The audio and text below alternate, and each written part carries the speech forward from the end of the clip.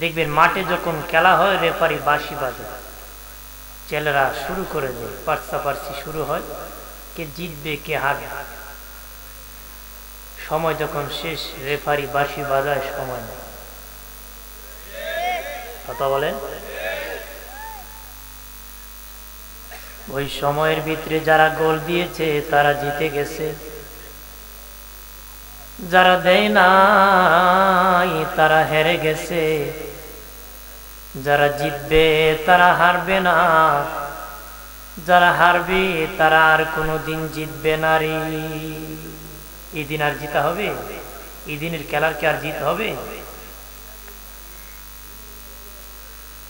আমার আল্লাহ আমাকে আপনাকে পৃথিবীতে পাঠাইছেন, হায়াত দিয়েছে বড় হওয়ার লোভে, টাকার মালিক হওয়ার লোভে। কে কার থেকে বড় হবে, কত টাকার মালিক হবে। কোম্পানিগঞ্জে একটা বাসা বানাবে, সিলেট শহরে বানাবে, ঢাকা রাজধানীতে বানাবে, লন্ডনে বানাবে। বাড়ি একটা রাখছে আরেকটা রাখবে, জমি একটা রাখছে আরেকটা রাখবে। পাঁচরাবার্সি করতে করতে মালাকুল মউত নামক রেফারি বাঁশি বাজায় দিবে, সময় নাই। দিবনি?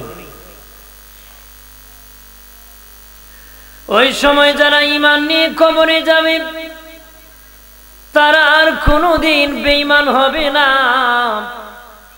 যারা বেঈমান হয়ে কবরে যাবে তারা আর কোনোদিন ঈমানদার হবে না।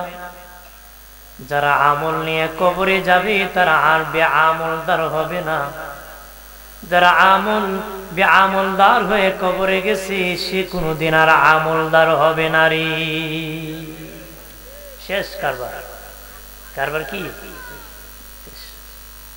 আর পার্সাপার্সি চলবে, আর সম্পদ দিয়ে চলবে না, আমল দিয়ে চলবে। কারণ কবর 12টা বাজাই, তার উপরে যে 13টা থাকে এইটাও বুঝবো। কথা বলে?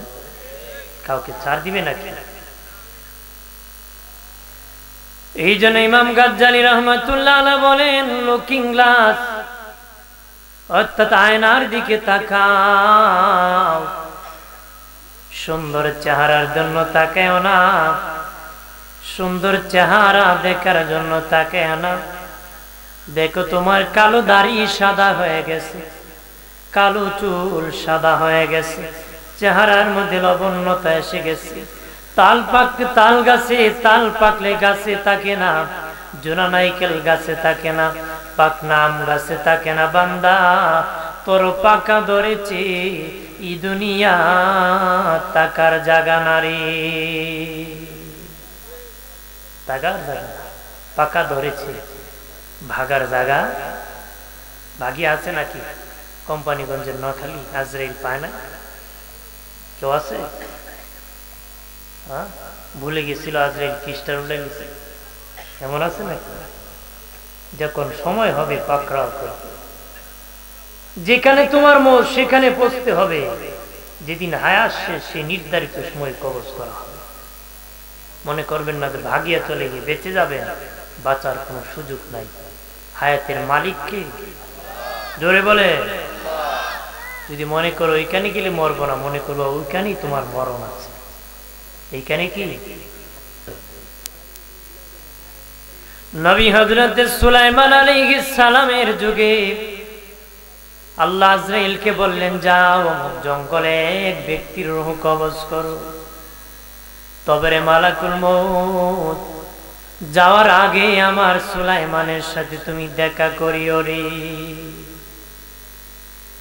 আজরাইল দেখা করতে যায়, দেখে যেই লোকের রূহ বহু দূর জঙ্গলে পাথরের উপর রূহ কবজ করবে, ওই লোক এখনো নবীর পাশে বসে আছে রে। আজরাইল হেফাজতে বারবার চাইতেছে, কবজ করবো অনেক দূর, বেচারা এইখানে বসে চলে গেছে, কাগজ মিলা আর চেয়ার আছে। ওই লোক দেখে বলে, ও নবী সুলাইমান, যিনি এসেছিল কে? আমার দিকে বারবার তাকাইলো, কে গো? সুলাইমান নবী বললেন, উনি হলেন মালাকুল মউত। ও নবী আমার দিকে বারবার তাকাইছে, আমার তো বড় ভয় হয়, এমন জায়গায় পাঠায় দাও যেই জায়গায় পাখি নাই, মানুষ নাই, কিছু নাই, ওই জায়গার মধ্যে পাঠায় দাও। ও নবী আপনার কথা বাতাস শুনে, জিন জাতি শুনে, তাদের মাধ্যমে পাঠায় দাও। নবী কয় না না, নবী পাঠায় দেন। নবী বাতাসকে বলেছে পাঠায় দাও।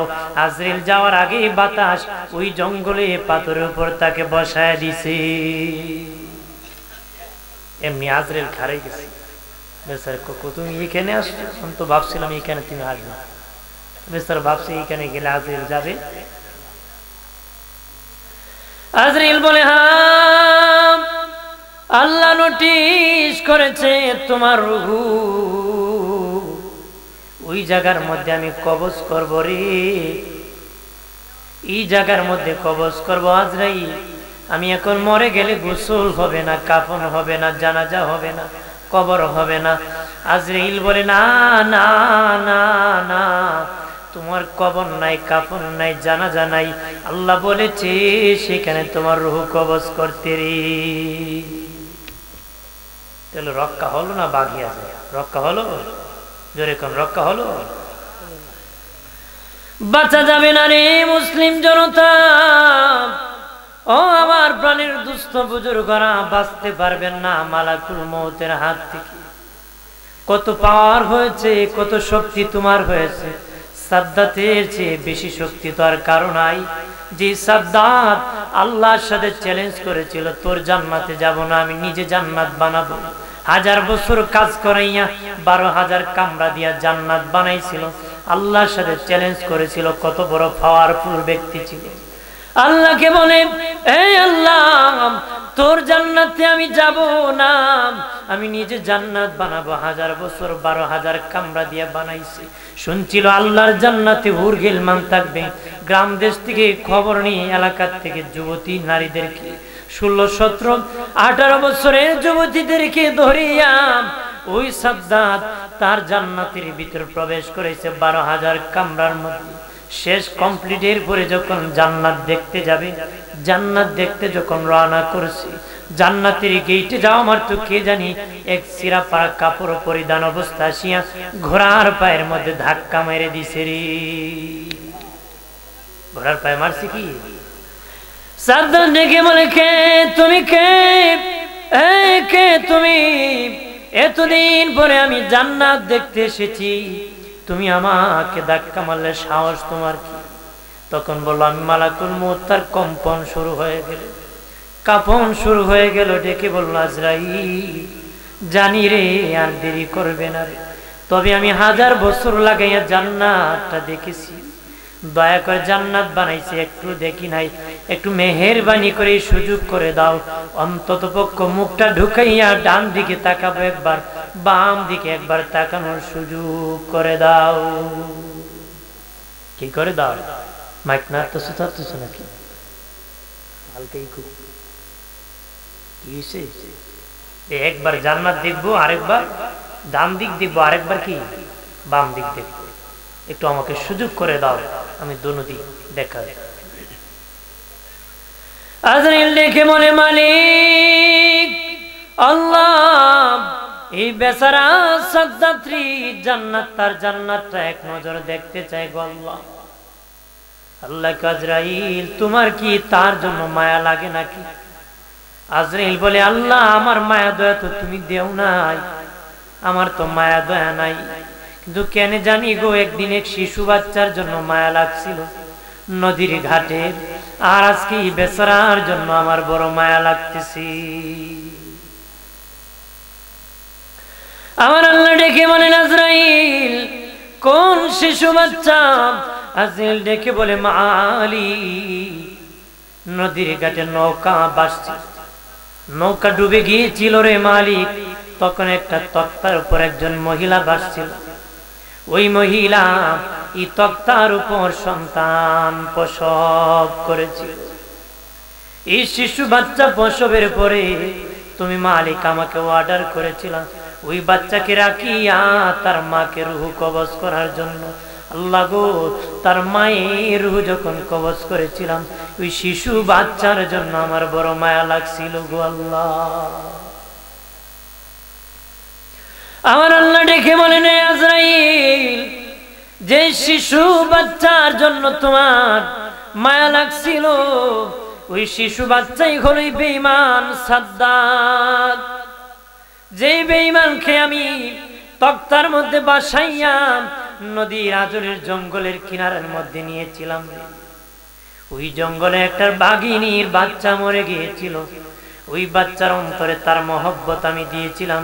বাচ্চা নিজ বাগে তার কাছে নিয়ে দুধ পান করে বাঁচাইছিল।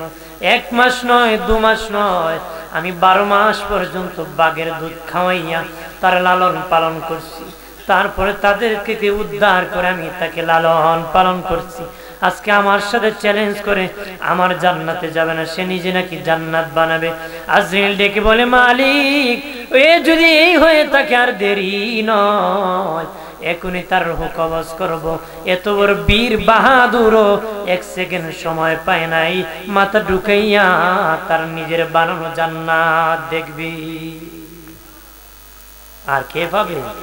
কেউ পাবে? কেউ পাওয়ার সুযোগ আছে নাকি? বন্ধুরে আমার খেয়াল করেন ভালো করিয়া, সুযোগ নাই। এই দুনিয়া ছেড়ে চলে যেতে হবে গো। নবী দাউদ নবী বিনায়া বিনায়া চোখের পানি ছেড়ে ছেড়ে কাঁদতেছে। ওনার সন্তান সুলাইমান নবী ডেকে বলে, আব্বা, কি জন্য আপনি কান্নাকাটি করতেছেন? নবী দাউদ নবী বলে, বাবা, আমার কয়েকটা প্রশ্ন অন্তরে জেগেছে, এই প্রশ্ন জাগার কারণে আমি কান্নাকাটি করতেছি। সুলাইমান নবী ডেকে বলে, বাবা বলেন গো, কি প্রশ্ন আপনার অন্তরে জেগেছে? বলেন বাবা, এই উত্তরগুলা তুমি দিতে পারবা নি রে। 1 নম্বর প্রশ্ন, এই দুনিয়ায় দামি কোন জিনিস? এই দুনিয়ায় কম দামি কোন জিনিস? এই দুনিয়ায় কাছে কোন জিনিস? এই দুনিয়ায় দূরে কোন জিনিস? সুলাইমান নবী ডেকে বলে, আব্বা, এই দুনিয়ায় কাছে যেটা এটাই দূরে গো। এই দুনিয়ায় দামি যেটা এটাই কম দামি। কেমনে? সুলাইমান নবী ডেকে বলে, আব্বা, এই দুনিয়ায় মানুষ হলো দামি, মানুষের চেয়ে দামি আর কিছু নাই। কিন্তু এই মানুষটা যখন মরে যায় আর কোনো দাম থাকে না রে। আর দাম আছে নাকি? মরলে দূরের কথা, প্যারালাইসিসে বিছনা তুলে দাম আছে নাকি? বেগম সব সারাদিন কাজ করে, আর ভালো লাগে কেন? ভালো না কই বেচারা পায়খানা আর প্রস্রাব পরিষ্কার করতে করতে খোদার আজরাইল কি আমরা দেখেন? তার মানে আপনার মূল্য ওর কাছে আজরাইল না দেখে। এক মহিলা বিরক্ত দোয়া করছে, রাতের বেলা যখন ঘুমাইছে, ঘরের এক ষাঁড় বলদ রশি চিরে বুসির পাতিল নিয়ে মহিলার সামনে ভা করে ডাক আসছে। মহিলা ঘুম থেকে দেখে বিরাট বড় কি জানি দাঁড়াইছে। মনে মনে তো দিনে দোয়া করছিলাম, মনে কবুল হয়েছে। কি হয়েছে? ডাক দিয়া আজরাইল, রোগী কিন্তু আমি না, ওই যে বিছানায় ঘুমে আছে এটাই রোগী। নিজে কয় মরতো, কিন্তু মরতে চায়, দেখায় রোগীরই দেখে, তার মানে মূল্য না। দেখে বলে, আব্বা, মানুষ হলো দামি, ওই মানুষ হলো কম দামি। যতদিন রূহ আছে ততদিন মূল্য আছে। যখন রূহ চলে যাবে, এক বাপের 1 সন্তান হলো দেরি নাই। কান্না যতই করো, আগামীকাল দাপন করে ফেলবে রে। এই জন্য মানুষ দামি, মানুষই আবার কম দামি। কাছে কোনটা, দূরে কোনটা? যেটা কাছে এটা আবার দূরে। ডেকে বলে, বাবা, বাড়ির পাশে কবর খুব কাছে, কিন্তু এত দূরে চলে যায়, কোনোদিন কারোর সাথে দেখা হয় নাই। দেখা হয়েছে না? সারা দুনিয়া থেকে কথা হয়, দেখা হয়, কিন্তু বাড়ির পাশে কবর। কোনদিন বাবার সাথে দেখা হয় নাই, দাদার সাথে দেখা হয় নাই, কারোর সাথে দেখা হয় নাই। দেখা হয় না, এত দূরে চলে গেছে। যেটা কাছে সেটা দূরে, যেটা দাম দামি এটি কম দামি। ও মানুষ, এর আগে দাম গুছাও, হায়াত থাকতে ইবাদত করো, হায়াত চলে গেলে ইবাদত করতে পারবো না। পা থাকতে মসজিদে হাঁটিয়ে চলে যাও, প্যারালাইসিস হলে আর হাঁটিয়ে যেতে পারবা না রে। টাকা থাকতে দান করো, টাকা চলে গেলে আর দিতে পারবা না রে। সময় থাকতে সব গুছায় নাও, সময় চলে গেলে আর কিছু করা যাবে না। একটা মানুষ যখন মরণের সময় হয়ে যায়, মৃত্যুর সময় যখন হয়ে যায়, মালাকুল মউত রূহ কবজ করতে দিব না রে। হালকা ইকু দোনো মাইক নাই, হাত দিয়া কবজ করতে যায়, হাত বলে না না না না, এই হাত দিয়ে আল্লাহর কালাম ধরেছে, আল্লাহু আকবার বলেন না। এই পা দিয়া কবজ করতে চায়, পা বলে না না, পা দিয়া মাহফিলে গিয়েছে, মসজিদে গিয়েছে, মাদ্রাসায় গিয়েছে, নেক কাজে গিয়েছে, পা দিয়া নয় কান দিয়া চায়, কান বলে না না না, এই কান দিয়া আজান শুনেছে, তেলাওয়াত শুনেছে, করা যাবে না। আজরাইল ব্যর্থ হইয়া আল্লাহর দরবারে গিয়া বলে, আল্লাহ গো, তোমার আদরে বান্দার রূহ কোন দিকে আমি কবজ করতে পারতেছি না গো মালিক। কত বড় পাওয়ার নেককারের মুখের, হাতের, পায়ের। সুবহানাল্লাহ, আরো জোরে বলে। আমার আল্লাহ ডেকে বললেন, আজরাইল যাও যাও, আমার বান্দা বান্দি রূহ কবজ করতে পারতেছো না, আমার বান্দা বান্দির চোখের সামনে তোমার হাতের মধ্যে ইসমে জাতের নাম আল্লাহ, আমি আল্লাহর ইসমে জাতের নাম আল্লাহ আমার বান্দা বান্দির চোখের সামনে ধরো রে।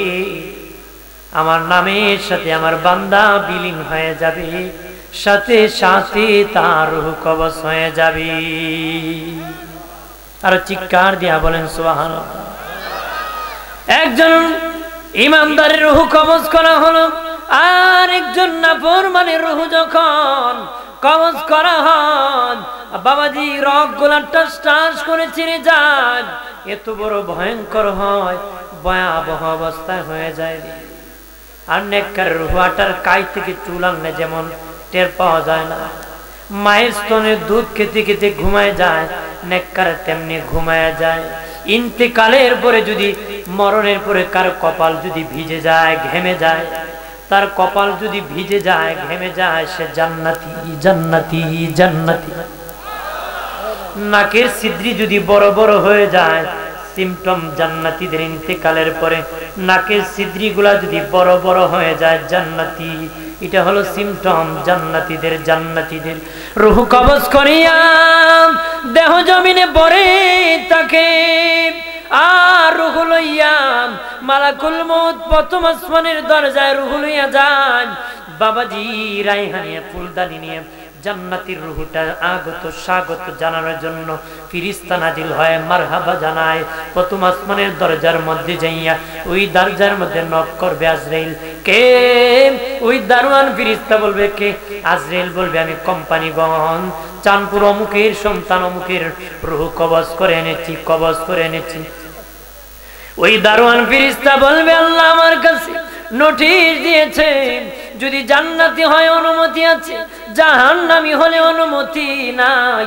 নিষ্টি দেখে বলবে জান্নাতি, জান্নাতি আসলে যেন দেরি নাই, অনুমতি দিয়ে দেই। দরজা খুলে দেওয়া হবে, সব দরজা খুলে দিবে। পার হতে হতে গো জান্নাতের দরজা খুলে দেওয়া হবে, জান্নাতের ভিতর প্রবেশ করবে, জান্নাত ঘুরায়া ঘুরায়া দেখবে। আসার সময় আজরাইল নিজ হাতে ডায়েরির মধ্যে ওই জান্নাতি নামটা লিখে দিবে। একটু চিল্লায় বলেন আল্লাহু আকবার। আর একজন বেঈমান নাফরমান ফাসিক সুদখোর ঘুষখোর হারামখোর তার রূহ কবজ করিয়া প্রথম আসমানের দরজায় যখন যাবে, দারোয়ান ফেরেশতা বলবে না না না, আমার আল্লাহ নিষেধ করে দিয়েছে, এমন নাফরমান এলে যেন দরজা না খুলি, অনুমতি নাই। রূহ নিয়ে আজরাইল জমিনে চলে আসবে। এই জমিনের দরজা আছে 6 মাইল পর্যন্ত নরম মাটি, এরপরে যাওয়া যায় না। 6 মাইল তামার পাহাড়, 6 মাইল সীসার পাহাড়, 6 মাইল লোহার পাহাড়, 28 মাইল নিচে সিজ্জিন, তারপরে জাহান্নাম। ওই জাহান্নামের দরজা খুলে যাবে, ওই জাহান্নামের ভিতর ওই জাহান্নামের রূহ লইয়া ভিতরে ঢুকিয়া ঘোরাঘুরি করে দেখাইয়া রূহ নিয়া জমিনে আসবে। কেউ বাঁশ কাটতেছে, কেউ কাফন কিনতে গেছে, কেউ গোসল গরম পানি করতেছে বাবাজি, কেউ চিৎকার করে কান্নাকাটি করতেছে। আম্মা জানা আয়েশা সিদ্দিকা রাদিয়াল্লাহু তাআলা আনহা নবীকে জিজ্ঞাসা করেছিলেন, ইয়া রাসূলুল্লাহ, ইয়া রাসূলুল্লাহ, নবীজি মানুষের ইন্তেকালের পরে সবচেয়ে বেশি দুঃখের সময় কোনটা, কষ্টের সময় কোনটা, যন্ত্রণার সময় কোনটা? নবী বলেন, আয়েশা রে, মানুষের ইন্তেকালের পরে দাফনের আগে 3টা যন্ত্রণা আছে, 3টা দুঃখের সময় আছে। আয়েশা বলেন, ইয়া রাসূলুল্লাহ, প্রথম যন্ত্রণা কোনটা গো নবী? নবী বলেন, আয়েশা রে, যখন মানুষ মরে যায়, মরে যাওয়ার পরে তার সন্তানেরা তার কাপড় চোপড় গুলা যখন খোলা শুরু করে দেয়, তখন তার লুঙ্গি গুলা টানিয়া টানিয়া খোলা শুরু করে দেয়, তার গেঞ্জি গুলা কেচি দিয়া যখন কাটা শুরু করে দেয়, কাপড় চোপড় গুলা খোলা শুরু করে দেয়। নবী বলেন, আয়েশা রূহ চিৎকার দিয়া বলে, বাবা আলমিরাতে কত লুঙ্গি আছে, কত পাঞ্জাবি আছে, কত গেঞ্জি আছে, আমি জীবনে কোনো দিন এইগুলা তো আর গায়ে দিব না রে, কিছুক্ষণ সময় আমাকে কাপড় চোপড় পরতে দাও, আমাকে আরো কিছুক্ষণ সময় কাপড় পরতে দেও রে। এইভাবে রূহ চিৎকার দিয়ে কান্নাকাটি করে আর বলে, কিছুক্ষণ দাও। নবী বলেন, আয়েশা রে, পৃথিবীর কেউ মানে না বাবার লুঙ্গি টানিয়া টানিয়া খুলে ফেলে, পাঞ্জাবি খেটে ফেলে, শার্ট খুলে ফেলে, গেঞ্জি খেচি দিয়া কাটিয়া কাটিয়া ফেলে দে। পৃথিবীর কেউ মানে না, কেউ রাখে না এই কাপড় চোপড় কিছুক্ষণ রাখার জন্য। মুর্দার রূহ চিৎকার দিয়ে কান্নাকাটি করে। এই হলো ইন্তেকালের পরে 1 নম্বর যন্ত্রণা। একটু চিৎকার দিয়ে জবান খুলে বলেন আল্লাহু আকবার। আর বানের দুস্থ বুজুর্গরা, 2 নম্বর যন্ত্রণা হলো, নবী বলেন, আয়েশা রে, আয়েশা, যখন মানুষ মরে যাওয়ার পরে উঁচু জায়গা থেকে নিচু জায়গায় রে লাশ নামায়া দে, উঁচু জায়গা থেকে নিচু জায়গায় নামায়া দে। হযরত ওমর ফারুক রাদিয়াল্লাহু তাআলা বলেন, পৃথিবীর মানুষ, তোমার বাবা মরে যাক, মা মরে যাক, এত তাড়াতাড়ি নিচু জায়গার মধ্যে দিও না রে, একটু উঁচু জায়গার মধ্যে রাখিও রে, লাশটা একটু উঁচু জায়গার মধ্যে রাখিও রে।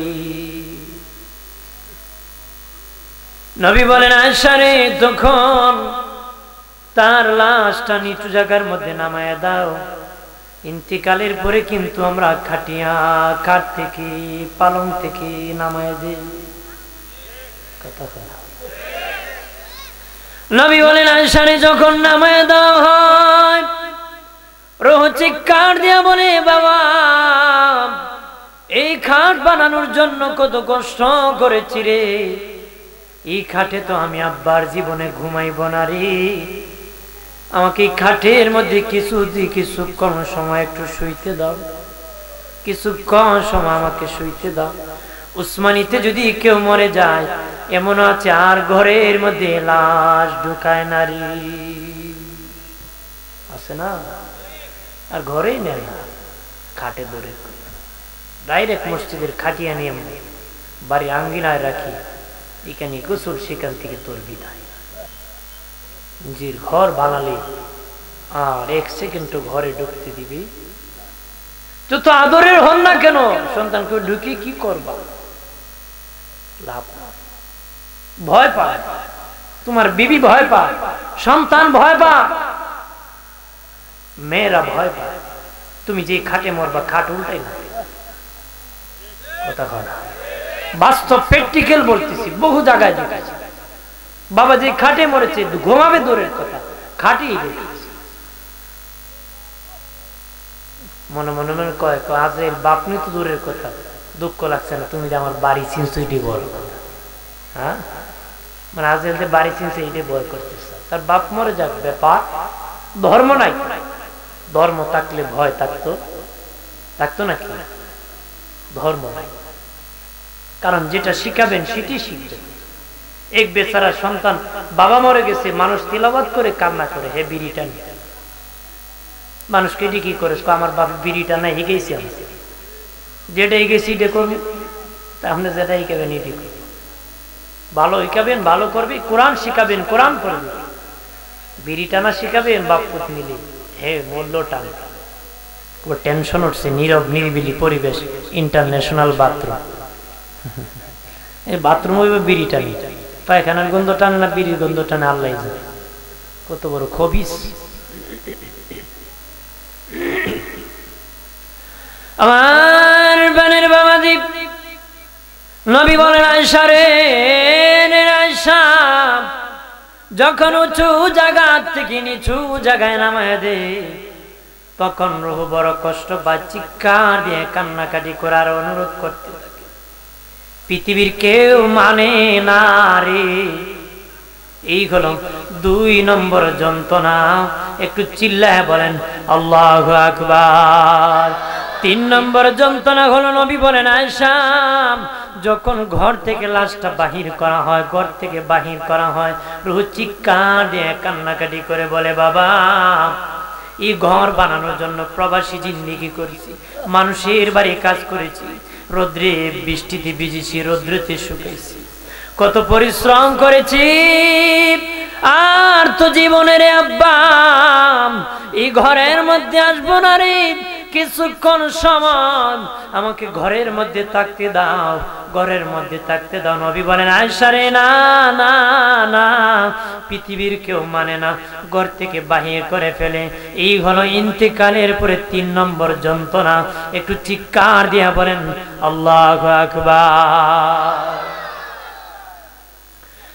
আর জানাজা হওয়ার পরে কবরে যখন রাখা হবে, মাটি চাপা দেওয়ার পরে জিন্দা করা হবে, 1-2জন ফেরেশতা আসবে, প্রশ্ন করবে, উত্তর যদি দিতে পারে, শর্ট করলাম সকলেই জানেন, এই জন্য শর্ট করে দিলাম, উত্তর দিতে পারলে জান্নাত, না দিতে পারলে জাহান্নাম। উত্তর যদি দিতে পারেন তাহলে আল্লাহ বলবেন জান্নাতি পোশাক পরায় দাও, জান্নাতি বিছানা বিছায় দাও, জান্নাতের সাথে সংযোগ লাগায় দাও। আরো জোরে কর। দুলামিয়া যেমন বাসর ঘরে ঘুমায় যায়, এমনি ভাবে ঘুমায় যাও। কতদিন ঘুমাইবা? ইয়াউমাল কিয়ামা, কিয়ামত পর্যন্ত। আল্লাহু আকবার বলেন না। কোন ব্যক্তি যদি বিবাহ করে, তার গুরুত্বপূর্ণ রাত হলো বাসর রাত।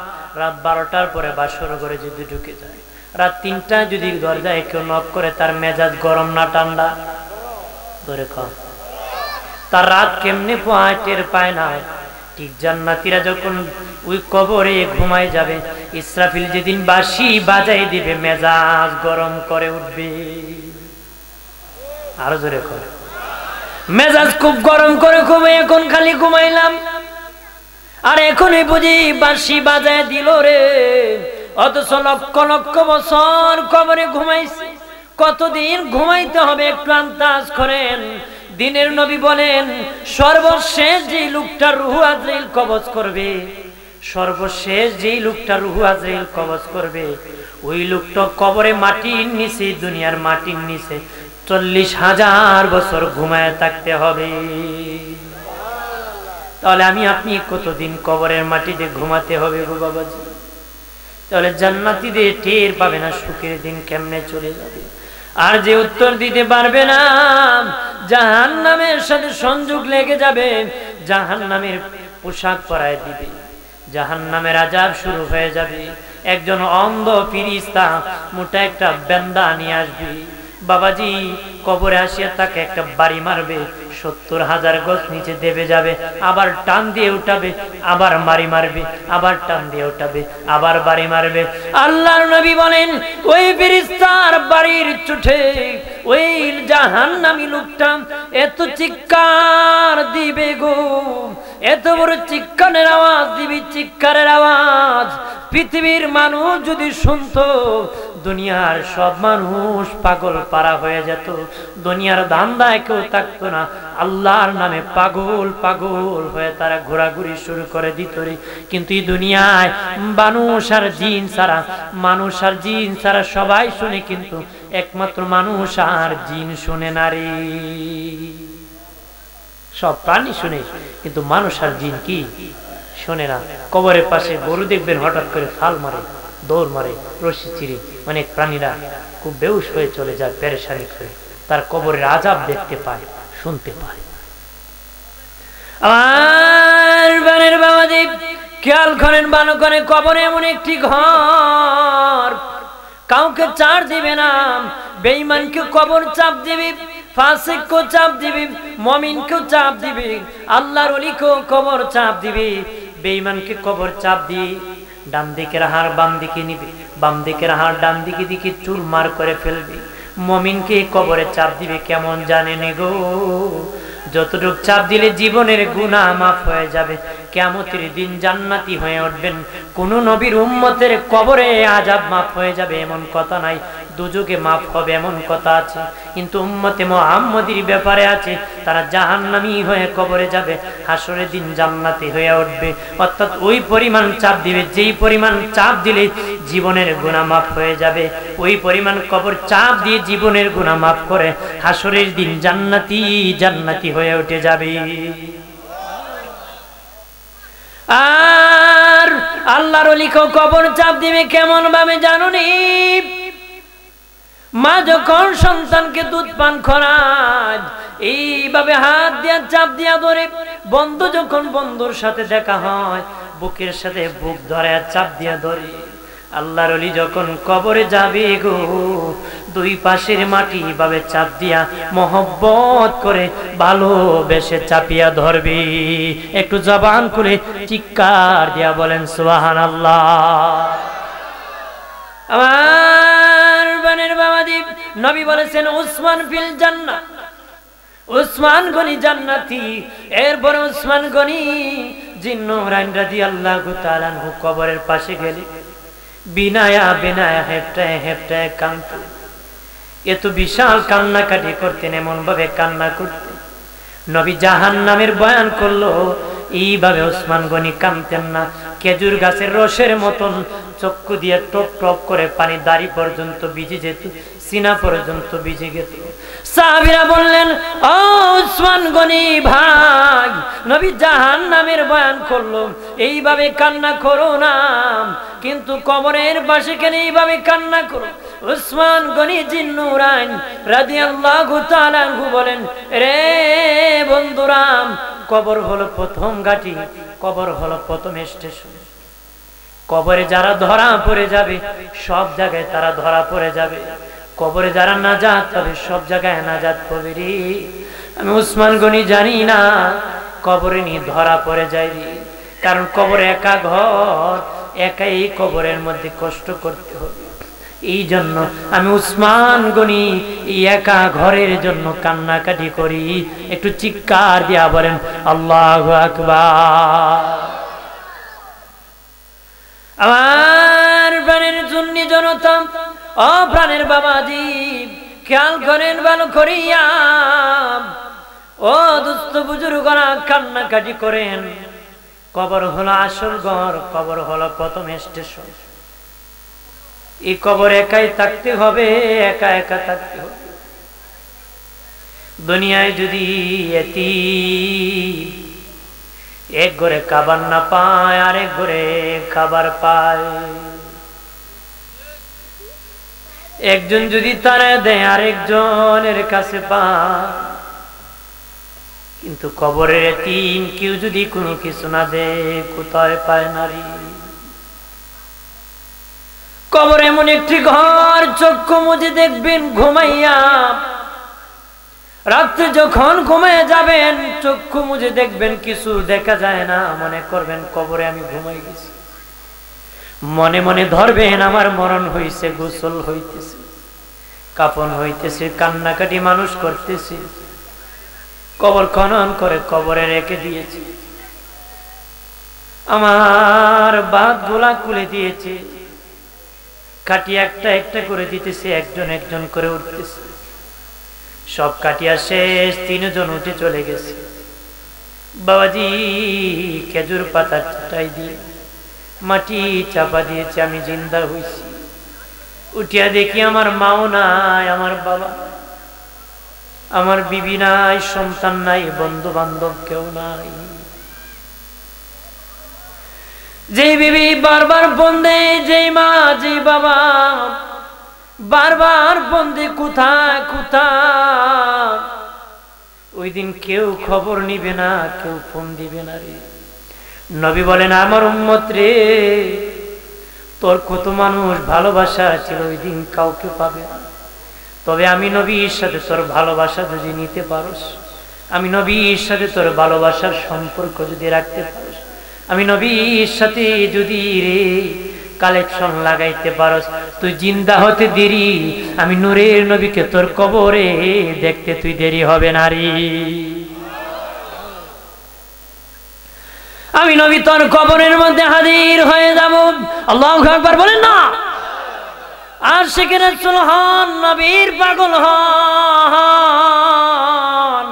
নবী বলেন, সবাই ভুলে যেতে পারে রে, আমি রাসূল তোকে কোনোদিন ভুলে যাব না রে। কবরে ভুলবো না, হাসরে ভুলবো না, মিজানেও ভুলবো না, জান্নাতে যাওয়ার সময় ভুলবো না। তোকে না নিয়া আমি রাসূলুল্লাহ জান্নাতে প্রবেশ করব না রে। আর জবান খুলে বলেন সুবহানাল্লাহ।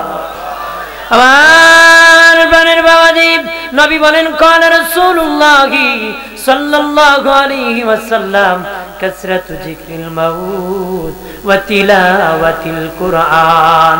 নবী বলেন, বেশি বেশি করে মওতের জিকির করো, মওতের চিন্তা করো, মওতের চিন্তা করো। মওতের চিন্তা সুদখানার থেকে বাঁচাবে, ঘুষখানার থেকে বাঁচাবে, অহংকারের থেকে বাঁচাবে, চুলুম থেকে বাঁচাবে, বাবাজি মিথ্যা মামলার থেকে বাঁচাবে, সত্য সাক্ষী গোপন থেকে বাঁচাবে, মিথ্যা সাক্ষীর থেকে বাঁচাবে। শুনলি মসজিদে জানাই জাতি আইবু খাই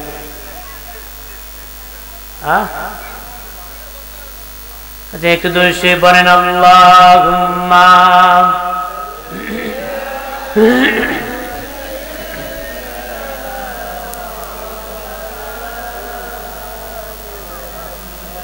ওয়ালা আলি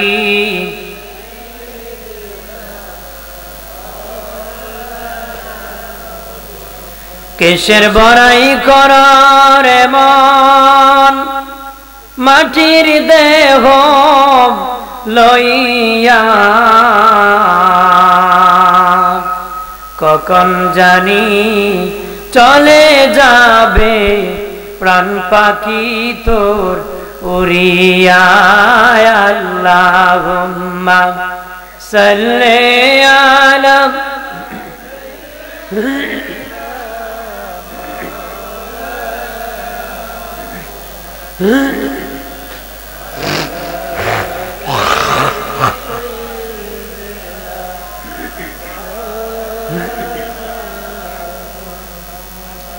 আমার বানের বাবাজি খেয়াল করেন ভালো করে। নবী বলেন, বেশি বেশি করে মওতের চিন্তা করবা।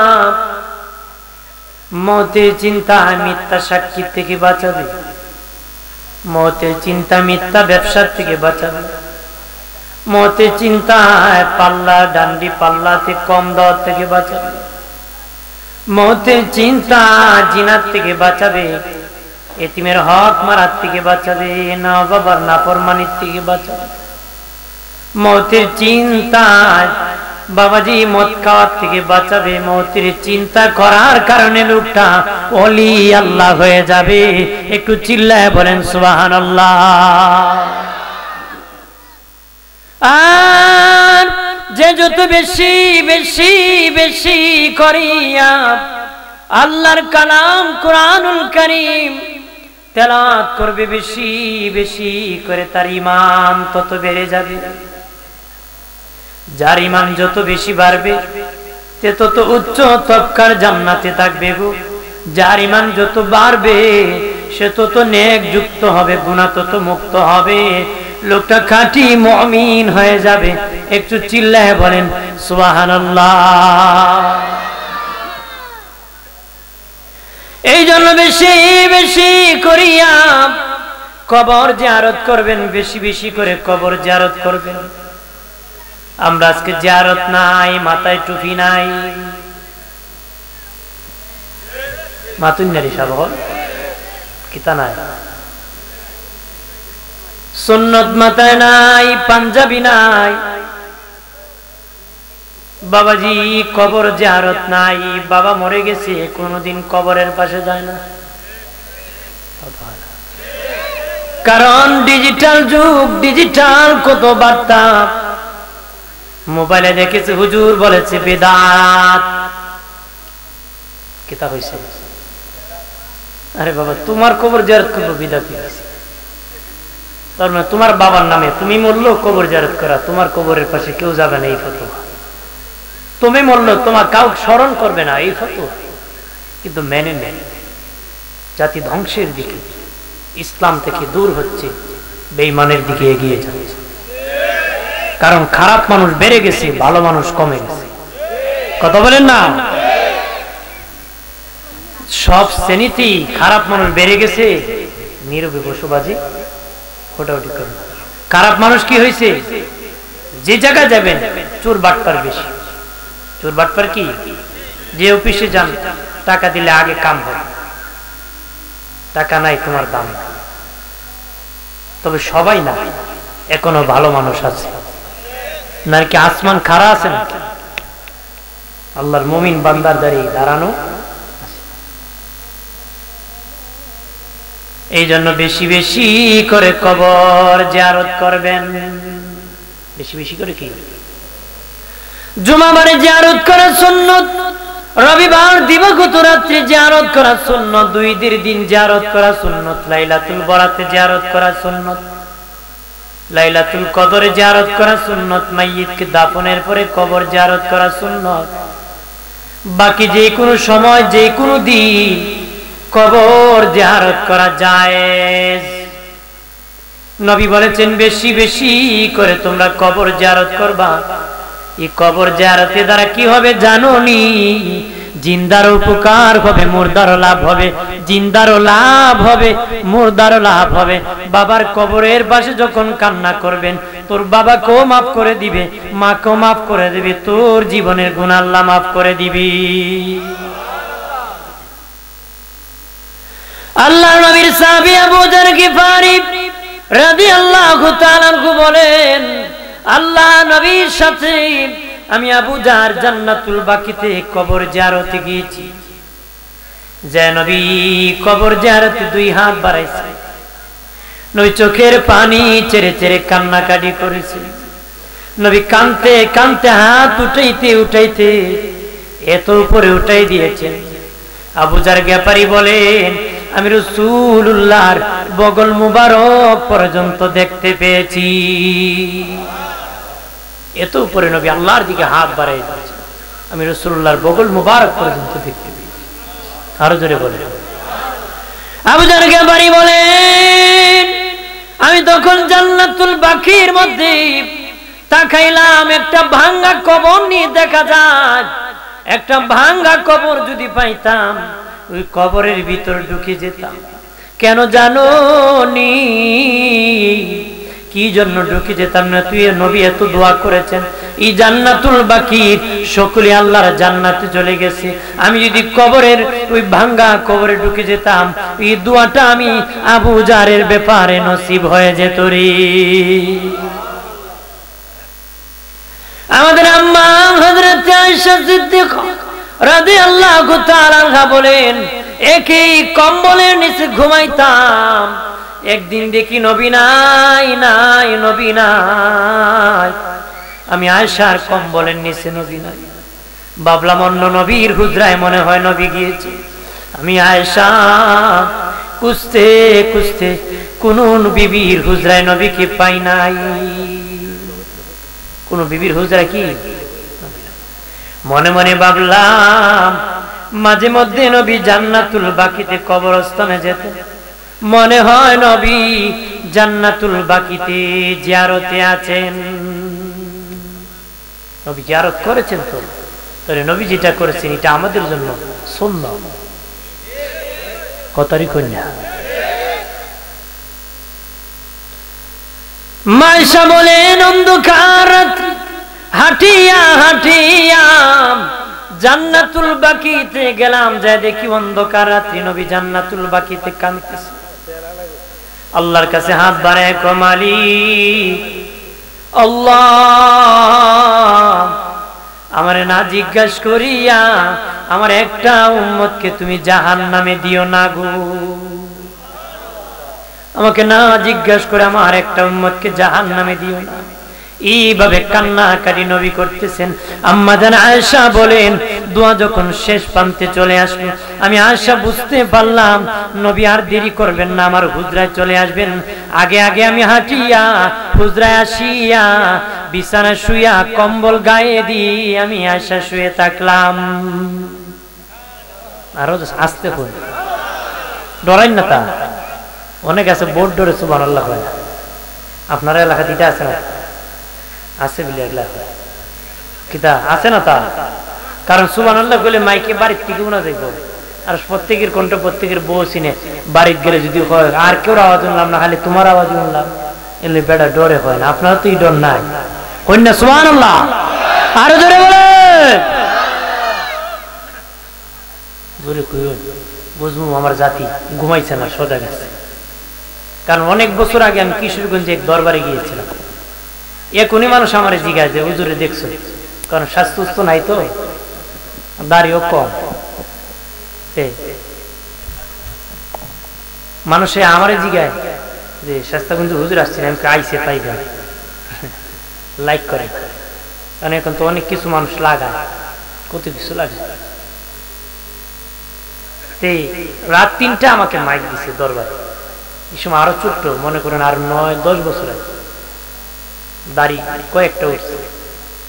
3টার সময় উঠছি, কিছু লোক ঘুমে আছে, কিছু লোক দাঁড়িয়ে আছে, গল্প করতেছে, মানে এরকম এভরিথিং। তাই আমি বললাম কে কে জাহান্নামে যেতে চান হাত উঠান তো। কয়েকজন হাত উঠে আমি আছি। কি কর এগলা এগলা কি করি, কই যাইতে কো জান্নাতে যাইতে। হুজুর তো জান্নাতের কথা কইছে না, জাহান্নামের কথা কইতে কি আর বুঝছি। এই তাল তো হবে না, হবে নাকি? মন আছে তো না আসমানে? কেউ না চলে গেছে ব্যবসাতে। একটা গল্প বলি, অনেক লং হয়ে গেছে। 3 ভিক্ষুক ভিক্ষা করছে। কয় ভিক্ষুক? সারাদিন ভিক্ষা করে হাফ কেজি চাল পাইছে, আধা কেজি, একটারে লাগে 1 কেজি। পাইছে কয় কেজি? একটা আছিল চালাক, একটা আছিল কি চালাক। চালাকটা ধান্দা করছে কেমনে খাওয়া যায়। 2টারে আমরা 3 জন ঘুমাই যাই গা, ঘুম থেকে উঠা কে কি স্বপ্ন দেখছি এটার উপর খাবো। কে কি স্বপ্ন দেখছি, 2টা যে ঘুমাইছে চালাকটা খেয়ে ফেলছে। চালাকটা কি খেয়ে ফেলছে। খায়া ডাকে 2টারে, উঠো রে উঠো ঘুম থেকে। 2লা উঠছে, চোখ কষতে। জিগা কি স্বপ্নে দেখছো তুমি? একটা আমি স্বপ্নে দেখছি কক্সবাজার সমুদ্র সৈকতে ঘুরাইতেছি, বালা দেখছো। আরেকটা জিগা তুই কি স্বপ্নে দেখছো? আমি 4th আসমানে ঘুরাইতেছি। 2টা মিলে হের জিগা যারা ভাত খাইছে, তুই কি স্বপ্নে দেখছো? খোয়া লাভ না। আমি স্বপ্নে দেখি বিরাট বড় এক আজরাইল আইছে, এক লাঠি বেন্দাবি আমার পাশে এসে শালা ভাত খা। আমি ডরের ভাই ভাত খাওয়া আরম্ভ করছি। আমরা ডাক দিলে নাকি? তোরা তো ডাকছি, পাই না। একলা 4th আসমান, একলা কক্সবাজার, পাই মুখ। আপনারা যদি এখানে বই একজন জানগান ঢাকা আর একজন জানগান ব্যবসাতে, তা আমি পাই মুখ আনি। একটু মন দিতে হবে। স্পিডে সুবহানাল্লাহ আওয়াজ দিয়ে দিবেন তো, দিবেন তো? সুবহানাল্লাহ বলে সওয়াব হয় না গুনাহ? সওয়াব। আমার বানের বাবাজি আম্মা জান আয়েশা রাদিয়াল্লাহু তাআলা আনহা হুজরা শরীফে আসিয়া কম্বল গায়ে দিয়ে ঘুমিয়ে থাকলেন। নবীজি জিয়ারত শেষ করে হুজরা আসিয়া দেখেন আয়েশা বড় বড় শ্বাস নিতেছে, ঘুমের ভাব নিয়ে পড়ে আছে। নবী বলেন আয়েশা রে, রে আয়েশা তুমি মনে করছো আমি জানি না, কিছুক্ষণ আগে তুমি আমার পাশনে জিয়ারতে ছিলা, এখন বুঝি আমারে দেখাইতেছো তুমি ঘুমে আছো রে। আম্মা জান আয়েশা কম্বল ফেলে দিয়ে বলেন, নবী মুস্কি হাসি দিয়া বলেন, ইয়া রাসূলুল্লাহ, অন্ধকার রাত্রি আমি আপনার পাছনে জিয়ারতে ছিলাম, কেমনে আপনি দেখলেন? নবী কয়, আয়েশা রে, আমাকে অন্য নবীদের মতন মনে করছো নাকি? অন্য নবীদের মতন মনে করছো নাকি? অন্য নবীরা দিনে দেখলে রাত্রে দেখতো না রে, ডানে দেখলে বামে দেখতো না, সামনে দেখলে পিছনে দেখতো।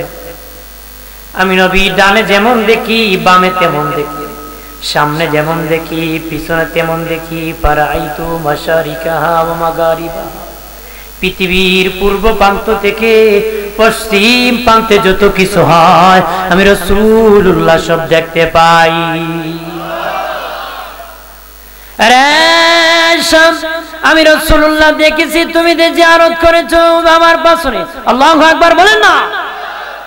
আম্মা জান আয়েশা সিদ্দিকা রাদিয়াল্লাহু তাআলা আনহা বলেন, নবীজি ইয়া রাসূলুল্লাহ অনেক কান্নাকাটি করেছেন, দোয়া মুনাজাত করেছেন কবর জিয়ারতে।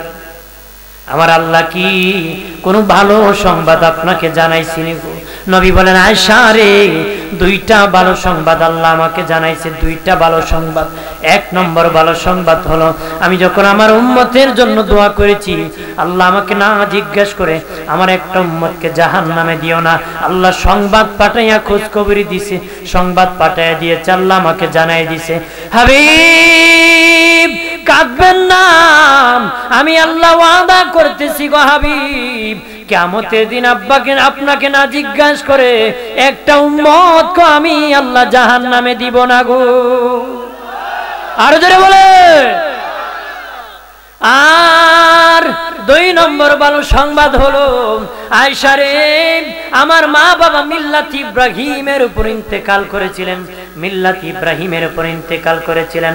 আমার ধর্ম, আমার কালেমা আমার মা বাবা পড়তে পারে নাই, মিল্লাত ইব্রাহিমের উপর ইন্তেকাল করেছেন। ওই জিয়ারতের মধ্যে আমার মা বাবাকে জিন্দা করিয়া আমার কালেমা পড়াইয়া ডাবল ইমানদার বানাই দিছে। আর আল্লাহ জানাই দিছে, কুল নবী আপনি আপনার মা বাবার জন্য দোয়া করেন, রব্বির রহমহুমা কামা রাব্বায়ানি সগীরা। নবী আপনি আপনার মা বাবার জন্য দোয়া করুন, আপনি আপনার মা বাবার জন্য দোয়া করুন, আপনি আপনার মা বাবার জন্য দোয়া করুন। আমাদের দেশে অনেক বেঈমান আছে, বলে আল্লাহর নবীর মা বাবা বেঈমান। আপনারা যদি কোনোদিন এই বেঈমান মৌলবীদেরকে পান, যদি বলে নবীর মা বাবা বেঈমান, ডাইরেক্ট দাঁড়িয়ে বলবেন তুমি ডাবল বেঈমান, ট্রিপল বেঈমান। তোমার মতন বেঈমানের মাহফিলে শুনি ইমান বেঈমান হয়ে যাওয়া যাবে না রে। এরা হলো বেঈমান, অরিজিনাল বেঈমান। আমার নবীর মা বাবা সেরা মুমিন, জান্নাতি জান্নাতি জান্নাতি। একটু চিৎকার দিয়া বলেন আল্লাহু আকবার। জীবনভর স্মরণ রাখবেন, আমার নবী দূরের কথা, পৃথিবীর কোন নবী বেঈমানের ঘরে জন্মগ্রহণ করে নাই। আল্লাহু আকবার বলেন না। আমার নবী দূরের কথা, পৃথিবীর কোন নবী বেঈমানের ঘরে জন্মগ্রহণ করে নাই। বলতে পারেন ও শাস্তাগঞ্জের হুজুর, শুনেছি ইব্রাহিম নবীর বাবা আজর ঠাকুরের কথা শুনেছি, উনি বেঈমান কাফের ছিল, কিন্তু আপনি বলতেছেন পৃথিবীর কোন নবী বেঈমানের ঘরে জন্মগ্রহণ করে না। হ্যাঁ, তাফসীর খুলে দেখেন, বাইনাস সাতর হাসিয়া খুলে দেখেন, ইব্রাহিম নবীর জন্মদাতা পিতা আজর ঠাকুর নয়, আজর ঠাকুর লালন পালনকারী পিতা, লালন পালনকারী পিতা। ইব্রাহিম নবীর জন্মদাতা পিতার নাম হলো তারেক, উনি ইমানদার ছিলেন, ইমানদার ছিলেন। পৃথিবীর সব নবী ইমানদারের ঘরে জন্মগ্রহণ করেছে, সব নবীর মা বাবা জান্নাতি। আমার নবীর মা বাবা সেরা মুমিন, জান্নাতি। চিৎকার দিয়া বলেন আল্লাহু আকবার। এই জন্য নবী জিয়ারত করেছেন, আমরাও জিয়ারত করব। নবী কবরের পাশে জিয়ারত করেছেন, আমরাও করতে থাকবো, রাজি আছি তো? জোরে বলে। বাবা মার কবরের পাশে দাঁড়াইয়া, বাবাজি সূরা ফাতিহা তিলাওয়াত করবেন, সূরা ইখলাস দুরূদ শরীফ পড়ে হাত উঠাইয়া চোখের পানি ফালাইয়া জবান খুলিয়া কান্না কাটি করিয়া যখন দোয়া করবেন তোর মা বাবা খুশি হয়ে যাবে রে, আল্লাহ নিজে খুশি হয়ে যাবে, তোমার জীবনের গুনাহ আল্লাহ মাফ করে দিবে। আজকে কবর জিয়ারত নাই, কবরেরও হেফাজত নাই, কবরের পাশে গরু রাখা হয়, আসেনি? কবরের মধ্যে গরু হাঁটাহাঁটি করে, ছাগল দৌড়াদৌড়ি করে, কবরের মধ্যে জুয়া বাজি খেলে। অনেক নাফরমান জাহান্নামী আছে, তারা জুয়া খেলে কবরের পাশে, আছে না? তারা কই গেল তো ফুলি যেত না, বহু জুয়া করে আমি পাইছি, এমন সোর মারছে মুখ বাঁকা হয়ে আইছে,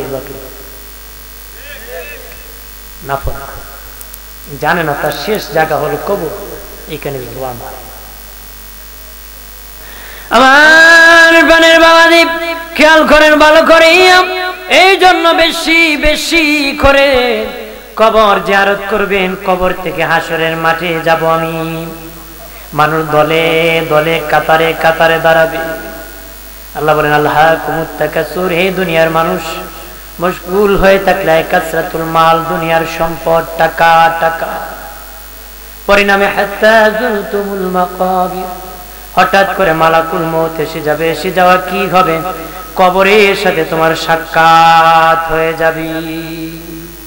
কি বল, যেরকম কি বল, কবরের সাথে সাক্ষাৎ, কবরের সাথে সাক্ষাৎ হয়ে যাবে হঠাৎ করে। আর জিন্দা করার পরে বলে মালিক আল্লাহ, জানতাম না স্ট্রোক করে মরে যাব, জানতাম না অ্যাক্সিডেন্টে মরে যাব, হঠাৎ করে যে আমি মরে যাব জানতাম না, রাজপথে মিছিল করতে যে আমি মরে যাব জানতাম না, যদি জানতাম নদীর ঘাটে পানিতে ডুবে মরে যাব, যদি জানতাম তওবা করে আসতাম, দোয়া করে আসতাম। আল্লাহকে জানি আফসোস করবে কবরে, এই জন্য সাবধান সাবধান করতেছি। হঠাৎ করে মালাকুল মউত এসে যাবে, কবরের সাথে দেখা হলে আফসোস করা যাবে, আর নেকি কোনোদিন করা যাবে না রে। নেকি করা যাবে, যেরকম নেকি করা যাবে। এই আয়াতের মাঝে মুআয ইবনে জাবাল রাদিয়াল্লাহু তাআলা আনহু থেকে লম্বা একখান হাদিস বর্ণিত হয়েছে। মুআয ইবনে জাবাল রাদিয়াল্লাহু তাআলা আনহু থেকে লম্বা একটা হাদিস বর্ণিত হয়েছে। মুআয ইবনে জাবাল বলেন, যারা তওবা না করে কবরে গিয়েছে, গুনাহগার নাফরমান কিন্তু ইমানদার, গুনাহ নিয়ে কবরে চলে গেছে, ওরা দলে দলে বিভক্ত হয়ে কবর থেকে উঠবে। মুআয ইবনে জাবাল রাদিয়াল্লাহু তাআলা আনহু বলেন, তারা হাসরের ময়দানে 12 দলে বিভক্ত হয়ে হাসরের মাঠে দাঁড়াবে। কয় দল? জোরে বলেন। যারা তওবা না করে কবরে গেছে, গুনাহ নিয়ে কবরে গেছে কিন্তু ইমানদার, তারা কত দলে বিভক্ত হবে? 1 নম্বর দল হাসরের মাঠে যাবে। মুআয ইবনে জাবাল থেকে বর্ণিত, উনি বলেন 1 নম্বর দল হাসরের ময়দানে কবর থেকে উঠবে, তাদের হাত থাকবে না, পা থাকবে না। তারা কবরে যতদিন ছিল হাত ছিল, পা ছিল, ইসরাফিল যখন বাঁশি বাজায় দিবে গো, তখন তার হাত কেটে দেওয়া হবে, পা কেটে দেওয়া হবে। তারা গড়িয়া গড়িয়া বিশাল কাফেলা হাসরের মাটির দিকে যাওয়া শুরু করবে। বিশাল কাফেলা হাসরের, আমার আল্লাহর পক্ষ থেকে আওয়াজ আসবে, হাসরবাসী দেখো, ওরা ওই সমস্ত ব্যক্তি যারা দুনিয়ার জমিনে জুলুম করেছে, নির্যাতন করেছে, দুর্বলের প্রতি জুলুম করেছে, প্রবাসীর প্রতি জুলুম করেছে। অনেক আমাদের দেশে প্রবাসী আছে, সৌদি আরবে তাকে মালিক জুলুম নির্যাতন করে। বিভিন্ন দেশে আছে মালিক জুলুম করে, নির্যাতন করে। আমাদের দেশে অনেক কাম করায়, ধনী মানুষ ওই গরিব মানুষকে জুলুম করে, নির্যাতন করে, এমন আছে না? জোরে কোন আছে কিনা? যারা এরকম ভাবে জুলুম করবে, নির্যাতন করবে, তারা হাসরের মাঠে আল্লাহ হাত পাও কেটে দিবে গো। আল্লাহর পক্ষ থেকে আওয়াজ আসবে, রে হাসরবাসী, ওরে সমস্ত ব্যক্তি জুলুম নির্যাতন করেছে, হারে মরে গেল রে, তওবা করলো না, যদি তওবা করতো রে আমি আল্লাহ তাদেরকে মাফ করে দিতাম। এরকম জুলমুতকুর আমরা দেশে আসেনি, আসেনি? এরা দেখলে মেশে সালাম 3 বার দেয়, আসসালামু আলাইকুম, কথা হয় একটু ওই রকম চিনচুনি বাবার ইলাজে যা জিন, যদি হবিলে সালাম করে দিলে জিনতে ও যদি সালাম না দিই কোন সময় গুরু চুরি আমার নাম লেখাই ই ডরে তারা সালাম দেয়। আমরা এমন বাঘ যেন না হই, মানুষ ভয়েতে দেয়, মহব্বতে সালাম দেয়। রাগ করেন নাকি? রাগ করেন। গ্রাম দেশে গরম বাতি বিলাই বেজার, হক কথা হাম্মক বেজার, বেজার হইন না। আমার বানের বাবাজি 2 নম্বর দল, 2 নম্বর দল হাসরের মাঠে যাবে জানোয়ারের সুরতে, নাউজুবিল্লাহ বলেন না। এরা মানুষ ছিল খবরে, কিন্তু ওটার সময় জানোয়ার হাইওয়ান হয়ে যাবে। আল্লাহর পক্ষ থেকে আওয়াজ আসবে, হাসরবাসী দেখো, ওরা ওই সমস্ত ব্যক্তি যারা নামাজ পড়ে নাই, নামাজ পড়ে নাই, যাদের উপর নামাজ পড়ছিল তারা নামাজ পড়ে নাই, নামাজ পড়ছিল। আল্লাহ বলেন, কাদ আফলাহাল মুমিনুন আল্লাযীনা হুম ফী সালাতিহিম খাশিউন। আল্লাহ বলেন, ঈমানদারের নাজাত হয়ে গেছে, ঈমানদারের বিপদ চলে গেছে, ঈমানদার জান্নাতের মালিক হয়ে গেছে। কেন জানো নি? ঈমানদার নেতার ভয়ে নামাজ পড়ে না, নেত্রীর ভয়ে পড়ে না, মা বাবার ভয়ে পড়ে না, ইমামের ভয়ে পড়ে না, ঈমানদার আল্লাহর ভয়ে নামাজ পড়ে, এই জন্য নাজাত হয়ে গেছে। কার ভয়ে পড়ে? অনেকে তো অনেক লুবে করে, আর ঈমানদার আল্লাহর ভয়ে করে। সুবহানাল্লাহ। আমার বানের বাবাজি, যারা নামাজ পড়ে নাই তারা জানোয়ার হাইওয়ানের সুরতে উঠবে। আল্লাহর পক্ষ থেকে আমাদের হাসরবাসী দেখো, ওরা ওই সমস্ত ব্যক্তি নামাজ পড়ে না, হারি মরে গেল রে, তওবা করলো না রে, যদি তওবা করতো রে আমি আল্লাহ তাদেরকে মাফ করে দিতাম। 2 নম্বর দল হাসরের মাঠে উঠবে, মিসুল জিবাল, পেট হবে পাহাড়ের চেয়ে বড়।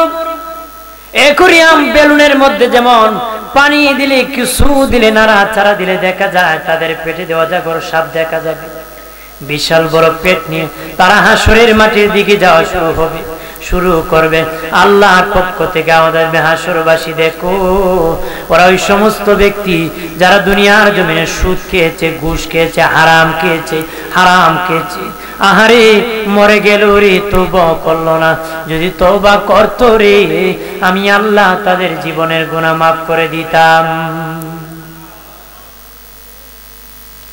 4 নম্বর দ্বারা হাসরের মাঠে উঠবে, মুখ থেকে আগুন জ্বলবে, মুখ থেকে রক্ত ঝরবে, মুখ থেকে আগুন জ্বলবে, মুখ থেকে রক্ত ঝরবে, নারী বুড়ি গুলা ঝুলে ঝুলে থাকবে, ঝুলে ঝুলে থাকবে, নারী বুড়ি গুলা মাটির সাথে হেসরায় হেসরায় হাসরের মাঠে যাবে। তাদের 3 অবস্থা হবে, মুখ থেকে রক্ত ঝরবে, মুখ থেকে আগুন ঝরবে, নারী বুড়ি গুলা ঝুলে থাকবে। আল্লাহর পক্ষ থেকে আমাদের হাসরবাসী দেখো, ওরা ওই সমস্ত ব্যক্তি যারা দুনিয়ার জমিনে পাল্লাতে ডান্ডিতে কম দিয়েছে, মিথ্যার আশ্রয় নিয়ে ব্যবসা করেছে, পাল্লাতে ডান্ডিতে কম দিয়েছে, মিথ্যার আশ্রয় নিয়ে ব্যবসা করেছে, মাল 100 টাকা দিয়ে কিনেছে, বলে 150 টাকা দিয়ে কিনছে নাকি, 200 টাকা না বিক্রি করলে লস লস আছে না নেই? আমার মুরব্বী চাচা যদি বাজারে যায়, ওনারা দেখিয়ে গুবু চাচা আপনার লাগে শুধু খালি অন্যের লাগে হইব নি, চাচা খালি আপনার লাগে, এমনি আমি 150 বিকি আপনার লাগে 40, মানে অন্যের লাগে 120, চাচার লাগে 40, মানে আইক্যা ওলা বাস। কি দরকার লাগছে চাপাবাজি? একজন ইমাম সাহেব যদি, খতিব সাহেব যদি বাজারে যায়, তখন তাকে যদি বলে কাপড়ের দাম কত, সে বলবে হুজুর খালি আপনার লাগে। মিথ্যা কথা হয়। আমার বাড়ির বাবাদীপ, এইভাবে যারা মিথ্যার আশ্রয় নিয়ে ব্যবসা করবে, ডান্ডিতে পাল্লাতে কম দিবে, হাসরের মাঠে তাদের মুখ থেকে আগুন ঝরবে, রক্ত ঝরবে, নারী ঘুরে ঝুলে থাকবে। সবজি বাজারে নেই, উপরে বালা নিচে মন্দ। ধোঁকাবাজ রাসূলের উম্মত হতে পারে না রে, ধোঁকাবাজ রাসূলের উম্মত হতে পারে না। আল্লাহ বলেন তাদের মরে গেল, তওবা করলো না। যদি তওবা করতো রে, আমি আল্লাহ তাদের জীবনের গুনাহগুলি মাফ করে দিতাম। এই তওবা করতো, আমি মাফ করে দিতাম। তারা তওবাও করে নাই, এই পাপাচার, অন্যায়, অত্যাচার করেছে। আল্লাহ আমাদের কবুল করুক। জোরে বলেন আমিন, জোরে বলেন আমিন। আজ 12 দলের কথা বললে অনেক লম্বা হবে।